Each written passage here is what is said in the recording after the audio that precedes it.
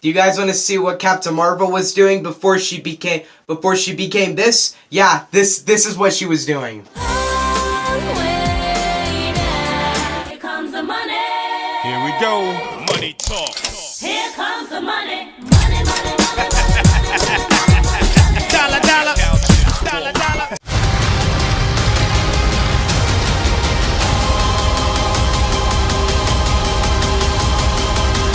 Captain Marvel.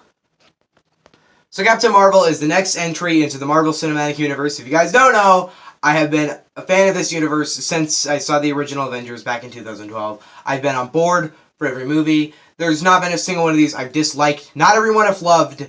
Everyone I guess I've liked. Thor the Dark World is kind of for me, but every single one's never bored me. None of them are boring, and they're all mostly good. Not all of them I'm going to rewatch them. The point is I'm a huge fan of Marvel. You can tell, it's kind of like Star Wars, where it's like, my background's being composed of Marvel and Star Wars, my two favorite franchises. And I will always have a connection to Marvel. The movies are so entertaining. The story is continuously, it's like, well, okay, so one way they described it was like a shifting movement. It's like a cube or whatever, or ball or whatever, where it just kind of shifts, and it's all these characters and stuff. It's a really well-made cinematic universe. And every entry is a cash grab, notably, but they all are cash grabs that they decide to make good, and that's why they consistently make money, and that's why this movie is supposed to do great, even though no one heard of Captain Marvel in 2010, only 9 years ago. So now this movie's supposed to make $100 million in opening weekend, and no one's ever heard of it, because Marvel. So yeah. If you guys watch my most anticipated movies of 2019, this was one of the ones I was really looking forward to, and my 5 most anticipated, because it's Marvel, essentially. That 5 was actually consisted of 3 Marvel movies, like Godzilla and Star Wars. But this movie I was very excited for. I was really, really excited to see the origin story of this hero, and see, what were they going to do with this? What were they going to do with this character? I know this movie's made to add a female character to the MCU, but it's also added because Captain Marvel is a very important character, and she'll come into play in Endgame.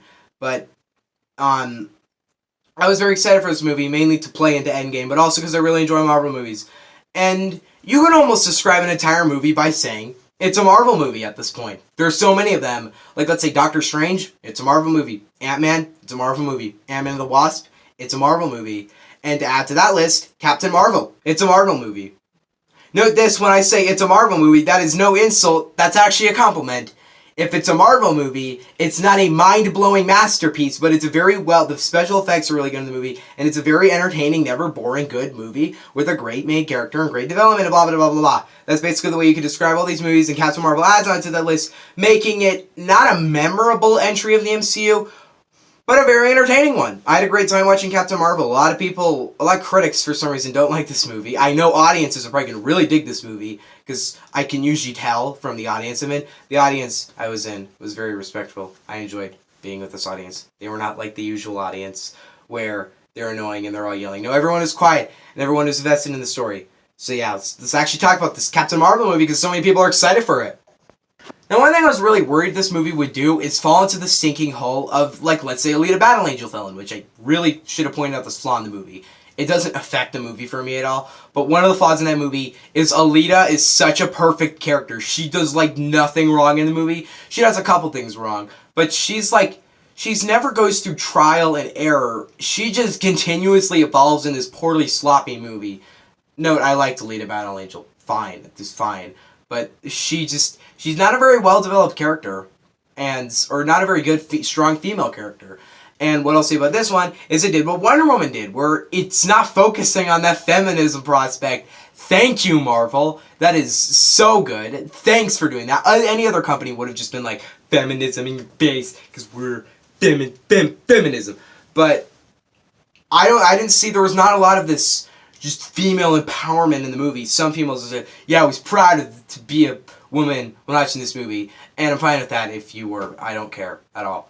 But I'm happy, sure, whatever. But this movie, it's not forcing that down your throat. That would have been really cringy if it forced it down my throat, but it did what Captain Marvel did, where it held back and it's like, let's do the story first. and the feminism will come with the story of the strong main character. And one thing I was thinking to going to this movie is I was thinking, is this really going to be the new lead to the MCU? Is this really going to be like the new Iron Man for the MCU? I wasn't exactly that excited for her to become a major character in the MCU because the trailers, I didn't show her being that much of a likable character. The marketing for this movie, I enjoyed it. Marketed the movie completely wrong. They made it look like this super feminist, powerful movie. But what the actual movie is, it's an entertaining comic book movie. And it's fine if you want to market it different from the other Marvel movies. The marketing for this movie wasn't amazing. And I never was like, there's no point going in this movie where I was like, oh my gosh, I can't wait for Captain Marvel. It was like, I'm really excited for Captain Marvel. This is basically my entire hype train for this movie. But it pays off. It's a very fun movie. And I like how they didn't force femininity down your throat. That sentence was hard to get out. But the trailers really shove it down your throat. The trailers really did that for me. And that was the problem with said trailers. I've been talking straight this fast for 5 minutes and I'm out of breath, so I'm going to catch my breath. When was the last time a Marvel villain sucked? I think it was Doctor Strange. The villain in that movie doesn't work for me at all. And note this, no ranking of MCU this weekend. I'm just going to wait for Endgame to make that video. Plus, they are super hard to make those videos. It's actually hard to edit a ranking video. It was hard to edit the DCEU one. Now imagine editing a video with 21 movies. So I'm definitely, and I mean this, definitely going to wait for Endgame. And note this, in a week, we are reviewing every MCU movie, even re-reviewing them. I'll announce that more at the end. But, like I said, I got really off track there. When was the last time there was a bad Marvel villain? Probably Doctor Strange. Guardians of the Galaxy Volume 2, really liked the villain in that movie. Spider-Man Homecoming, one of the best villains in the MCU. Thor Ragnarok, really good villain there. Black Panther, probably my third favorite villain in the MCU. Killmonger was freaking amazing. Avengers Infinity War, the best villain in the MCU. Thanos. Thanos. Ant-Man the Wasp, Ghost. It's fine. Sonny Birch, if we're going to count him as a villain, was the worst villain in the MCU, possibly. I hated him. He was not threatening at all. He was a joke. But Ghost was a fine villain. She was fine. She was threatening, I guess. And here, said villain, I'm not remembering the name of villain, but weird, because I liked the villain a lot. They were really good. They were threatening. And another thing about this movie is there's no clear villain. Believe it or not, there was no really, really visionary clear villain. I really liked it. I'm going to really get into the villain stuff in the spoiler review. But there was no clear... when I was watching the trailer, I was like, alright, so who's the villain? Is that green guy? Because that green guy's going to suck. And it's not just the green guy. There's a lot of villains in this movie. And there's not really one specific villain. But if you whittle it down to which one's the main villain, I liked the main villain. Ronan. That was one of my most hyped things for this movie. I was like, oh my god, Ronan. Even though he wasn't great in Guardians of the Galaxy, I was like, I kind of want to see where he was. I just like to see references from the MCU there. And yeah, Ronan's in this movie. He doesn't do much. I'm really happy he wasn't put in the marketing that. He has one shot in the second trailer. And I think I was the only one that noticed that, because in my reaction I go, Ronan! Like that. So, yeah, I think I was the only one that noticed Ronan in that trailer. But Ronan in this movie doesn't do much in it. He's there. He has a presence in the movie. You think, oh, it's a spoiler, Ronan's in this movie. It was announced months and months ago that Ronan was in this movie. No twist. Absolutely none.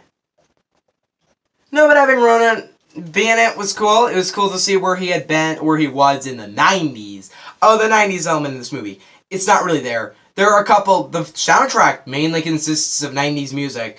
Nice touch to the movie. The soundtrack didn't strike me, really, that much. It wasn't like the Guardians of the Galaxy one, where I've listened to the Guardians of the Galaxy soundtrack so many times. And I guess the one Rubber Band Man song in... Avengers Infinity War. The soundtrack didn't strike me. Oh, Volume 2 also had a great soundtrack. But the soundtrack of this movie, it's really trying to be Guardians of the Galaxy, and it's not really sticking, because there was no song in this movie where I was like, I'm going to go home and download that song. The songs didn't strike me in the movie, to be honest. God, in regards to problems, what do I have? That's the question I got right now. What did I not like about this movie?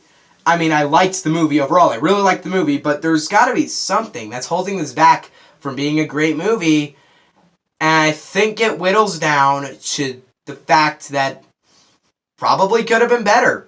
Like, we've seen Marvel pull off greater things. Now, note this, it's a Marvel movie, sure, but I'm really past Marvel movies at this point. I'm really past Just, oh, it's a mediocre comic book movie. This movie's better than Aquaman, by the way, because Aquaman was a comic book movie that did nothing. It really does nothing. Aquaman's definitely entertaining, but it really does nothing. Spider-Verse, still great. Still love that movie. Still, one of the best superhero movies I've ever seen. This movie's definitely not one of the best superhero movies I've ever seen, but it's still a great movie. I think I like Ant-Man and Doctor Strange more. I think? I'm not sure about that. Note this, so like I said in the video, no ranking this weekend, but there will be a ranking on Letterbox, don't worry. This movie's genuinely not an astonishing piece of filmmaking at all. And it's going to be like one of those things where it's like, oh, the critics aren't supposed to like Marvel, because they make dumb, big blockbuster movies. I completely disagree. I think you can like them. I think that there's no problem with me liking Green Book. There's no problem with me liking Green Book and me liking Bumblebee or Aquaman.